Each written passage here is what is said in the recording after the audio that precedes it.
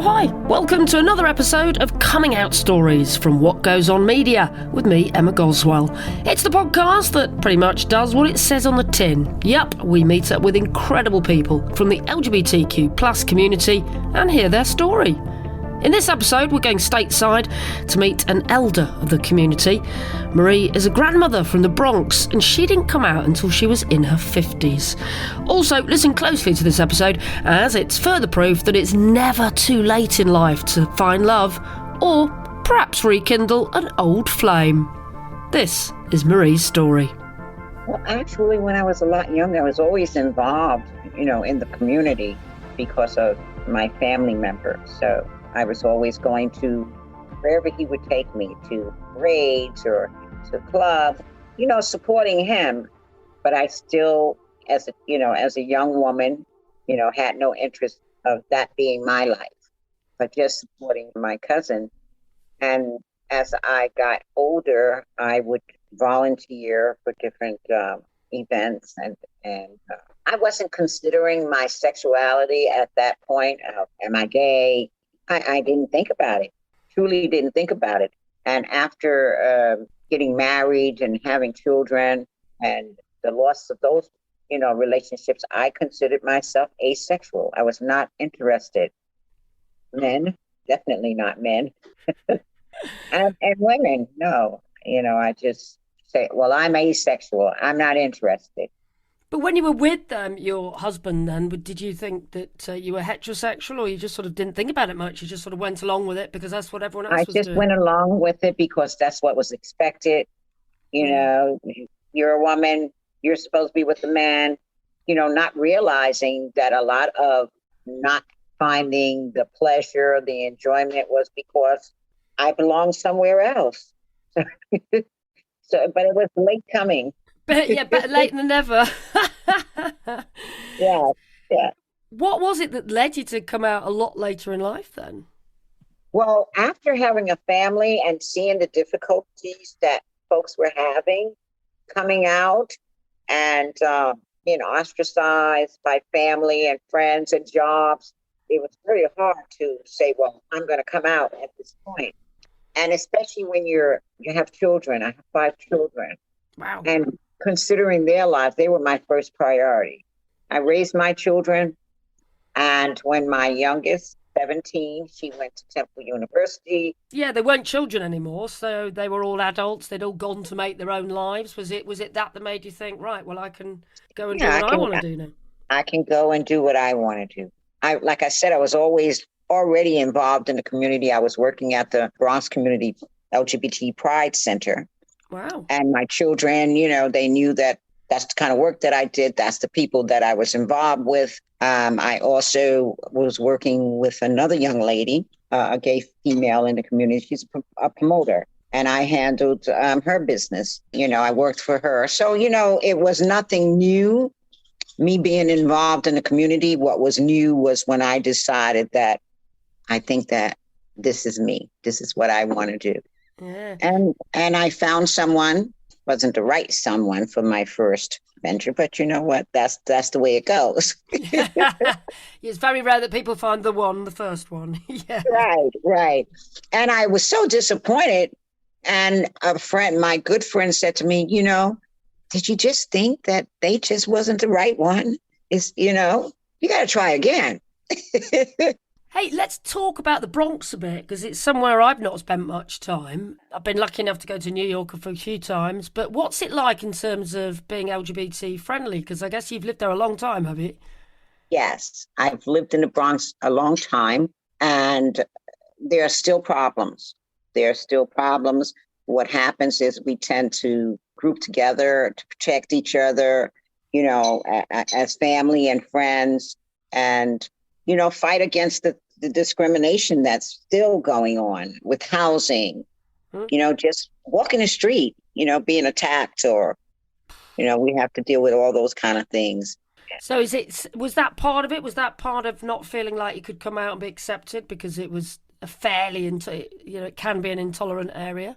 Oh, yeah, that was part of it. And in the African-American community, the church, played a real big part in how we lived our lives and, what we could cast that outcast as sinners. So you had to be very careful if you wanted to have a life. So are you from a religious background? Is that part of your family's experience? No, I have been involved with the church, but I'm not extremely religious.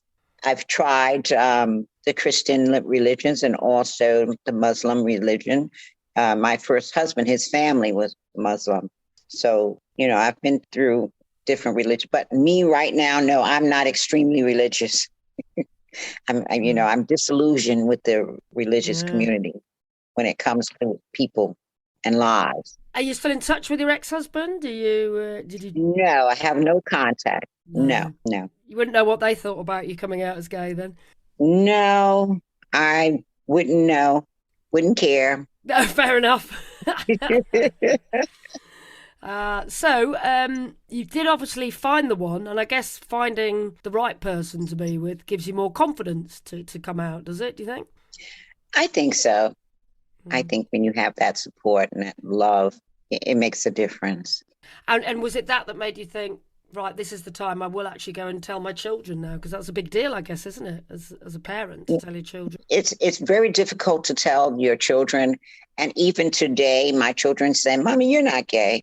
They say, Mommy, you are the straightest gay person that I know.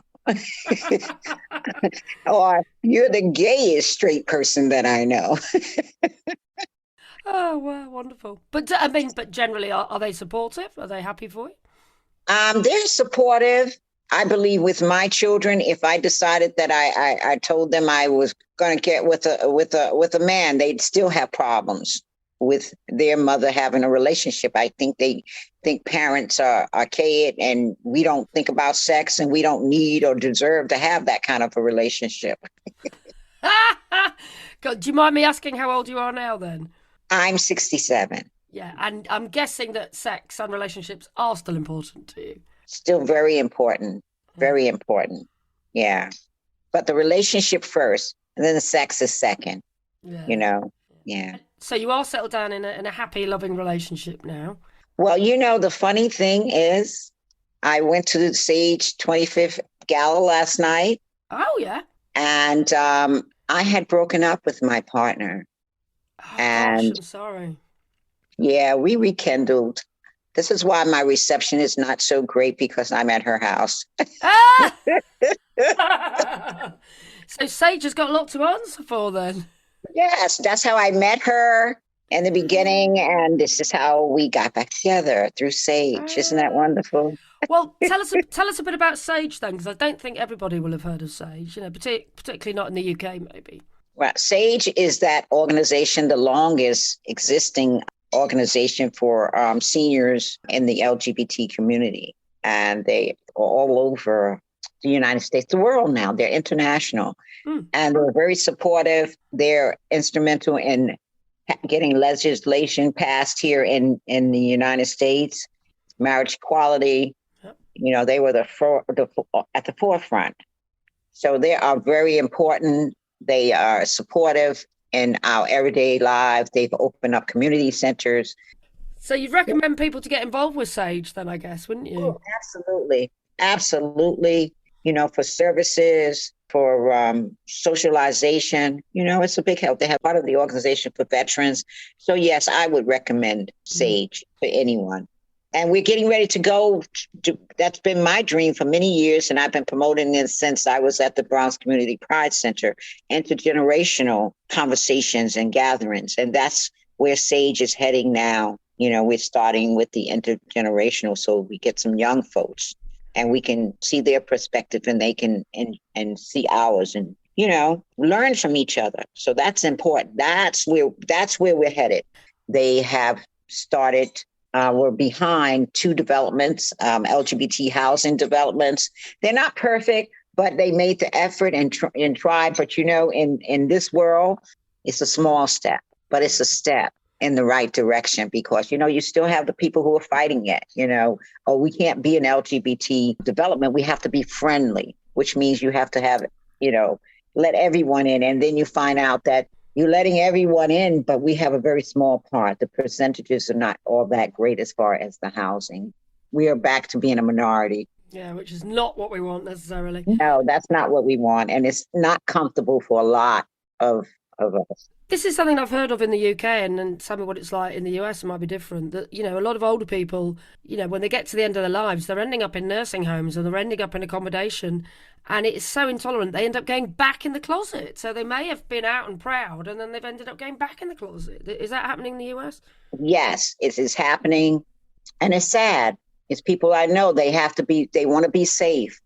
It's the end of their lives. They're in a nursing home, and to protect themselves from the staff and, the other, I don't want to call them inmates.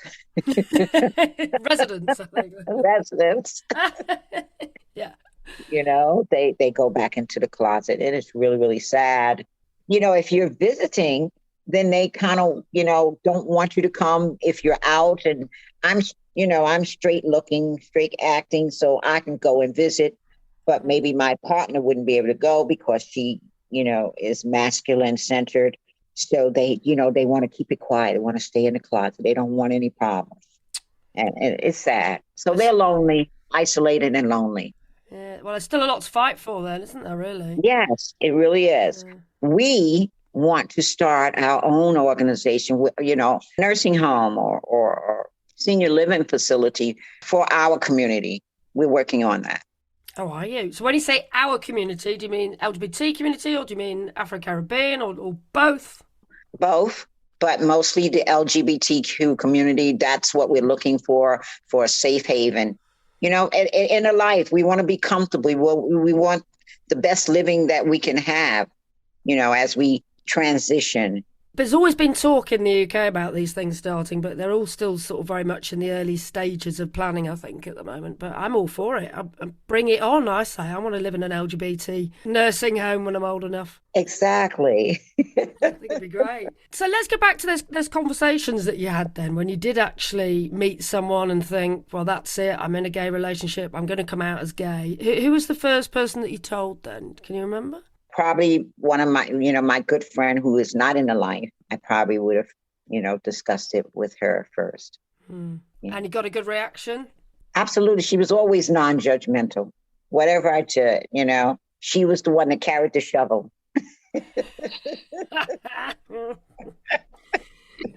God, brilliant.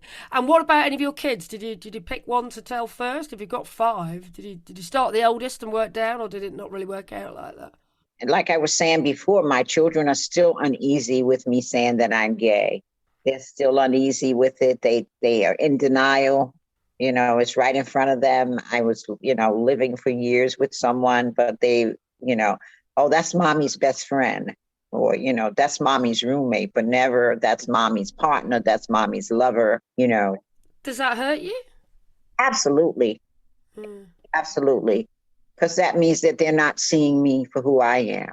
So I distance myself from them because, time is of the essence. I cannot waste my time. It's 5 of them. Listen, I got other things that I need to be doing. Yeah. Do you speak to any of them then, or are they all being a bit judgmental? I speak to them on a regular basis. But, when it comes to socialization, I'm with my LGBT family. And my partner would encourage me to go to family events. And I would go, and I just didn't want her to be uncomfortable or mistreated by homophobia within my family. So that's why I would avoid situations. It's not good, is it? I mean, I speak to a lot of people who are perhaps younger, and they feel like they have to educate their parents.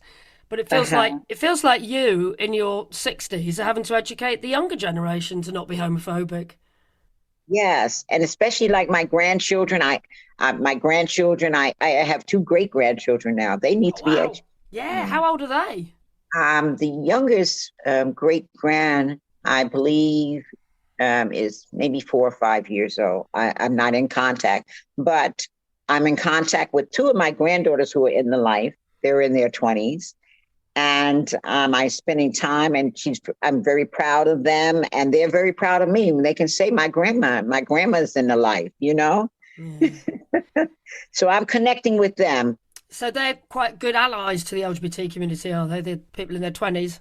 They are wonderful. One is in Maryland and the other is in Georgia, but they're living their life. They're living their life. And I'm so, so happy about that. And they're ignoring my children, their parents, and living their life. It's that middle generation we've got to worry about then that are not being as tolerant as they might be able to be. Exactly. Exactly. But I remember when I saw you do a speech, I remember you saying that your cousin, was it your cousin that came out as gay first, quite a few Yes. years before you, and that sort of really enlightened you, I guess, did it? Because he sort of was the trailblazer and made you aware of who was going to be safe to come out to and who wasn't going to be okay with it. Exactly. And, we are still very, very close. Well, because of the pandemic, we haven't been able to really get together. But he's still a trailblazer. He's still out there. He still gets his party on. Yes. And how old's he? Wow. He's in his early 60s. So he wouldn't have necessarily been around at the Stonewall riots in terms of being involved. He would have been a bit too young, really, wouldn't he? Right. But he was out there very young. He was out there going to the different clubs and the different events. Yeah. I bet he remembers that time quite well then. He does remember those times. And he's always reminded me, you remember? And I went with him in a lot of the places. I didn't know that was, now famous spot. Yeah. He says, and I was saying, you remember it was so and so. Oh, wow. Oh, you mean to tell me I was there?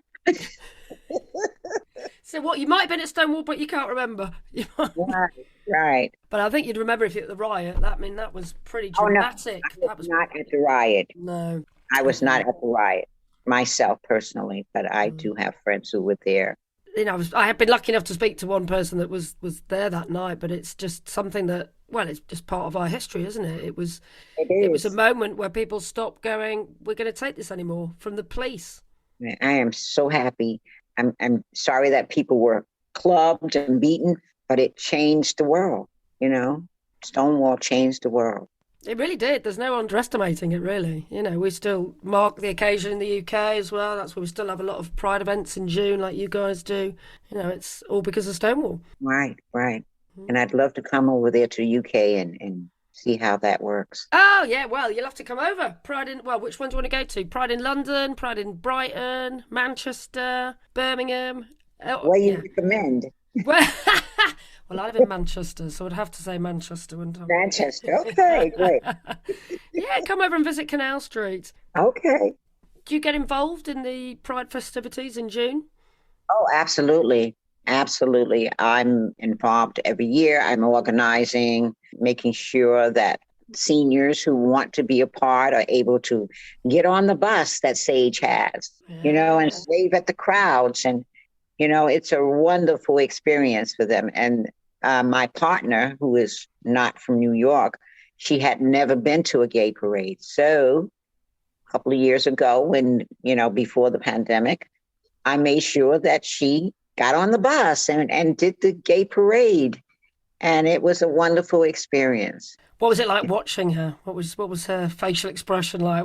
How did she take it all in? She was over the top. She was just really enjoying herself and, meeting and greeting people who were on the bus and, talking and laughing. And after the end of the parade, just getting together with people and socializing. It was wonderful. She was like a kid in a candy store. That's how I always describe it, though. When I describe, my first Pride was when I was London in the early 90s, and I was about 18 or 19, and it was so important to me just to see so many other LGBT people being out and proud. I couldn't believe it. But I can't really imagine what that experience would be like to do it later in life, to do it 50, 60 plus. It must be a celebratory but almost weird out-of-body experience, I think. I think so. Yeah, I felt like that just watching her. What was your first Pride like then? Can you remember? Well, I went with my cousin, like I said, a lot of years ago. And for me, I have a problem. I used to have a bigger problem with crowds. You think of a crowd, everybody looks like they're having fun, but, things can turn. So I was a little nervous being there, but I watched my cousin and his friends, and they were enjoying themselves. So, it was pleasurable. Yeah. As an older adult, going to the parades is a different experience for me. I really enjoy them because it's part of me now. Yeah, what do you take from it then when you go? What's the best bit, do you think? Just seeing the thousands and hundreds of thousands of people, who are like me and enjoying themselves and saying, look at me, see me, and just people just being so happy and involved. It's wonderful. It's hard to explain. Like you say, it's almost like an out of body experience. No, I bet. Hey, so what happened when you came out to your cousin then? Because, I mean, you've been going to all these gay events and parties and venues with him for decades by the sound of it. So how did the conversation go when you finally told him? Well, he told me. Ah, one of those conversations. Right. Go on. What happened? He told me because I was still hiding from my family, even though I was out involved and, making speeches and protesting and things like that. I wasn't doing that with my family. He pulled me and said, congratulations. You're being your true, authentic self. And did you go, oh, thank you for pointing that out? Yes, I think you're right. Yeah. And was there any part of him that was like, well, why didn't you do this 30 years ago? Or no, he was just understanding that was your process. Right. Very understanding. He knows the family dynamics too. So Is there any part of you that regrets not maybe trying to do it sooner, or was it just would have been impossible? I don't think that I would have been ready. And that means that my whole life, my children who I'm love, I'm glad that they're here. And those are my experiences. Perhaps earlier things could have been different. My life could have been, I wouldn't be on antidepressants. Maybe. Because what age was it you came out then? It was in your 50s, wasn't it? I think. Yes. Yes. God. So what advice would you have to anyone perhaps on the same journey, thinking about coming out, but they haven't done it till a little bit later in life? Well, I have discussions with people they come to our women's group and they're not out with their family and friends, but they come and take part in the group. And we talk to them about, when you're ready and you can't force people out. You don't out people and you don't force them out when they're ready, whether they're 10 or 90.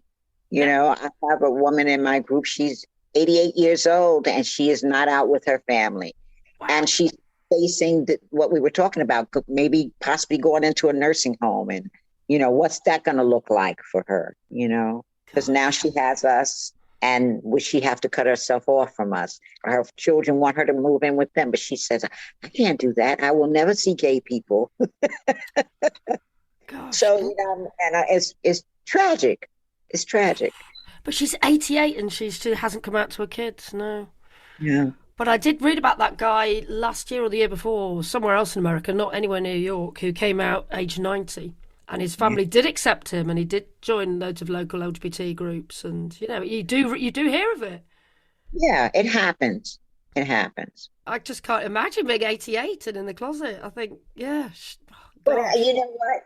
She thinks she's in a closet, but people know. And her family knows, they don't talk about it, but I'm sure they know. She had her son bringing her to our church, which is the name of the church is In the Life Ministries. He doesn't live in New York, but I mean, he has not lived under a rock. So it's a very pro-LGBT church then? Yes. Yes. Has she got a partner? Has she got a girlfriend or had a girlfriend? No, she had a partner for more than 50 years. Her partner passed away. For more than 50 years she had, well, no, because of the age difference. They weren't sisters. You know how we have those relationships. You live with somebody. This is my sister. This is my cousin. Hers was, that's my aunt. That was an aunt and a niece because of the 15-year age difference, so that they could move into housing. Wow. Yeah. But they were together. They were together 50 years. God, it just amazes me. Just think how many women in particular, I think, would have been together throughout history, but never documented because they're all written down on things as, like you say, aunt and niece or sisters or... Yeah, cousin. It's so many of us. There's so many stories out there. Yeah. Oh, yeah. There's several books in that, I think, isn't there? Yes. Yeah. So how would you like to see, I mean, you've lived a good 64 years. How would you like to see the next 64 years pan out then for the LGBT community, particularly in the Bronx?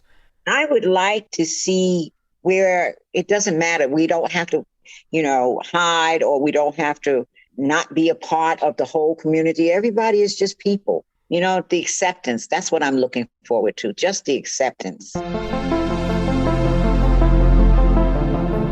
wonderful Marie talking to me there. I feel like I learnt a lot listening to her. A huge thank you to Marie. Oh, and if you want to find out more about SAGE, the advocacy group for LGBT plus elders, just go to sageusa.org and you'll find loads of useful resources on their website. Right, next time we have a coming out story first, which isn't really anything to brag about because I feel like we should have done this a long time ago. But we are finally talking to someone who is intersex. Stephen told me he'd only discovered that he was born intersex at the age of 36 after he'd been diagnosed with cancer. To be honest with you, I didn't necessarily understand it before I found out. I was diagnosed with bowel cancer. During those scans, they saw that I had a polycystic ovary. And when they saw that, obviously they realised that I had some female anatomy inside of my body. So that was kind of how I was born. My parents were aware of it when I was born, and they chose for me to have a male identifying life, because I had male genitalia, and that male genitalia was deemed to be fully functional and working.